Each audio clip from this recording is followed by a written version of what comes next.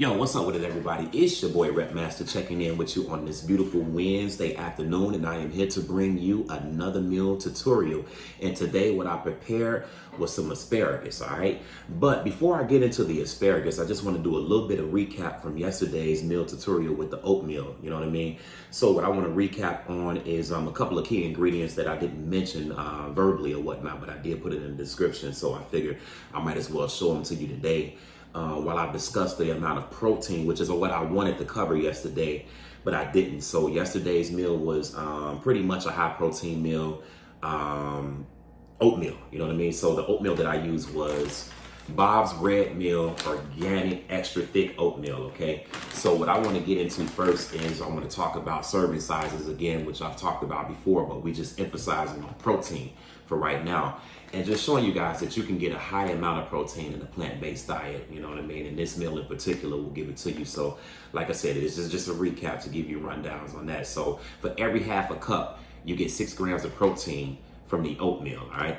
So I got the same bowl that I used yesterday, and as you can see, this is a pretty massive bowl, a pretty decent sized bowl. So I want to guesstimate that, you know, with the serving size that I had, you know, I'm pretty sure I got about 30 grams of protein minimum, you know, from the oatmeal itself, you know, because it's only a half a cup to give you 6 grams, okay? So that's out the way. And the second element of protein is Now Nutrition's pumpkin seeds, unsalted, okay? For every fourth of cup, you get 11 grams of protein from these pumpkin seeds, man, and that's just freaking amazing, you know. And quite naturally, you know, a fourth a cup is not a lot, and then the amount of pumpkin seeds that I use in my oatmeal, I would guesstimate that I pretty much averaged out probably at between 33 and 44, you know what I mean, considering that it's 11 grams for every fourth cup with the amount or the quantity that I use in it, all right?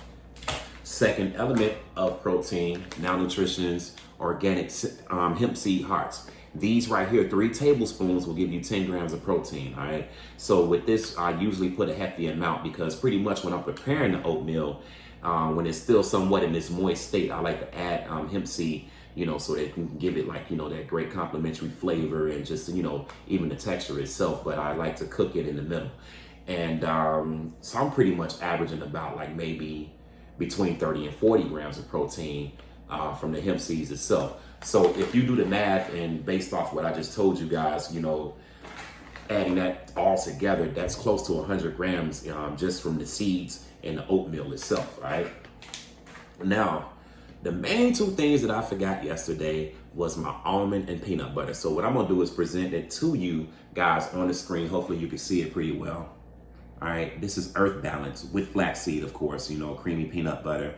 And the ingredients itself is peanuts, agave syrup, salt, peanut oil, flaxseed, and palm oil, all right? So normally with this, 2 tablespoons will give you 7 grams of protein. When I'm preparing my oatmeal, once again, you know, in the moist state, or should I say halfway through or whatnot, I usually like to put a great amount of peanut butter into the oatmeal itself, and I know for a fact that I'm using, you know, double the size of 2 tablespoons, so I'm easily getting about 21 grams of protein from the peanut butter itself, okay? So that protein element is out the way. Now, last but not least, creamy almond butter. This is the Sam's Choice, a brand that I had bought from Walmart, okay? I'll give you guys a rundown of the ingredients. With this is dry roasted almonds, organic evaporated cane syrup, palm oil, and sea salt. And 2 tablespoons will provide you with 6 grams of protein. Now with the almond butter, you know, I may not use as much as the peanut butter, so normally I'm sticking in a range of about that amount.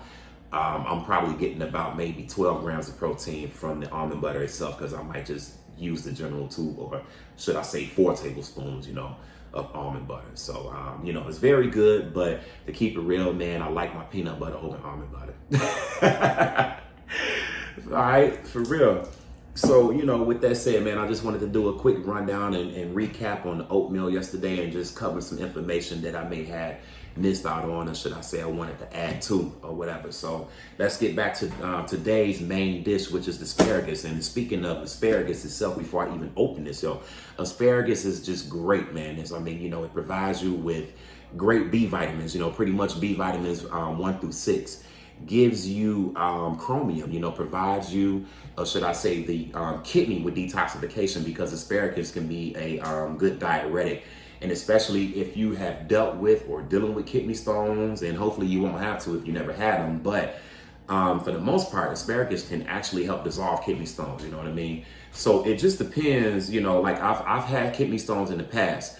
So what it is that most supplements, and especially if you go the holistic route, that you buy to break down kidney stones usually consist of two major ingredients, and they come from natural foods: celery powder or celery seed powder and asparagus powder. You know what I mean? So just, try to pay close attention to that, if you ever see that, even if you don't have kidney stones and you just want to see out of curiosity about what I'm talking about, check it out. You know what I mean? Yeah, most of those holistic products do have those two ingredients, celery seed and asparagus powder. Okay. So with that said, like I say, asparagus is just great, man. It provides males with great libido, you know what I mean? So, quite naturally, from a plant-based diet, you get and reap life benefits because you're consuming life. Give me 1 second, man. So, like I said, man, with the asparagus, as you can see, I gave you a rundown. It may not have been all the way through, but it has multiple health benefits, and that's just a tad bit that I told you right there, for real. So, like I said, I'm gonna present to you, as I did before, all the seasonings that I use in this dish and how I prepared it. I did prepare it live, or attempted to prepare it live on camera, but unfortunately the footage didn't come out the way that I desired, so it's all good. So once again, I'm just gonna give you the rundown. So when I'm preparing the asparagus, the first thing that I like to use, after cleaning them off, of course, is grapeseed oil. Okay, one of my favorite grapeseed oils. I purchased this at Walmart. This is olive oil, and very complimentary for taste. You know what I mean? Provides you with the good fats, not the unhealthy fats. And what I like to do is add the grapeseed oil, due to the purpose of allowing the seasons to stick a little bit more, okay? Because if you think about it, if you take a dry piece of asparagus and you pour seasoning or salt or anything, you can even test it out. 9 times out of 10, it's going, most of it will fall off, because that's just the type of vegetable it is. So normally what I do is add an oil base, a healthy oil base that is, to vegetables like this, you know what I mean? And vegetables that are more coarse. So if you season it, you can actually use less, you know what I mean? Because now your seasoning is catching to the vegetable very well, So speaking on that, I'm gonna kick it off. The first thing that I use to complement this great dish is garlic powder. You gotta love it, okay? I usually use garlic powder on everything that I prepare, okay? The second seasoning, celery salt by McCormick, one of my favorites. Okay. Third seasoning, parsley flakes, made by McCormick. Parsley flakes, good for the digestive tract and also a great diuretic as well, to keep those kidneys clean, all right? Okay. Now, this is optional, okay? I'm pretty sure, you guys have seen this in my other video, but pretty much when I prepare all of my dishes, I use the same seasonings, you know what I mean? So, like I said, this is optional, but today, honestly, I went with the Lori's, okay, with no MSG, to add the, a complimentary flavor to the asparagus as well. But like I said, you have the option to use this, and now I'm going to use a product that even, this is new for me, but I bought this last week at Fruitful Yield, and man, this is off the chain. This is by Redmond. And this is real salt, amazing taste, unrefined mineral salt made in America, perfect for everyday use, ancient fine sea salt, that is, man. So I'm gonna show you a depiction of this. Hopefully you guys can see it. May not be able to see all the writing on there, but you can see the bulk of it. So if you really want to purchase this, hopefully that's clear enough, all right? Because take my word for it, man, this is very, very good sea salt, straight up, all right? So, like I said, I apply the grapeseed oil and the seasoning. So once I do that, I take my fingers and I literally just work it through. You know what I mean? Just work it through, work the seasonings through. Once I work the seasonings through, I complemented it today with cutting bell peppers up in the dish, and sweet bell peppers, not anything hot per se or whatnot. So what I used was the orange and yellow bell peppers, just to add flavor to it. And also I topped it off with a little bit of alkaline water, just to, of course, add the health benefits and also to help the asparagus not stick to the bottom of the pan, you know what I mean? Because technically, you know, with the grapeseed oil, I got pretty much a decent amount of support, you know, to keep those asparagus from sticking at the bottom, you know what I mean? So with that said, I hope this tutorial was informative enough, and I'm gonna take the top off this bad boy and just show it to you. Like I said, it may not be the prettiest because this is just something that's in prep mode. I haven't put it in the oven or anything like that.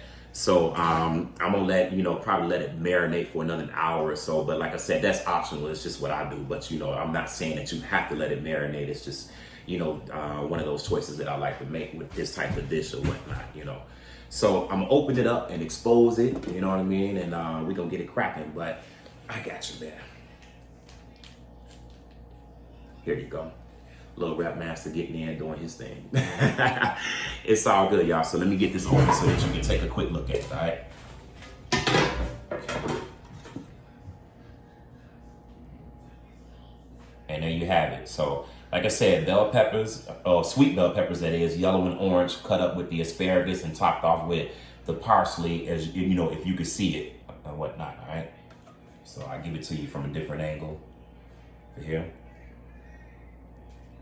Okay, this angle here, all right, this angle here, okay.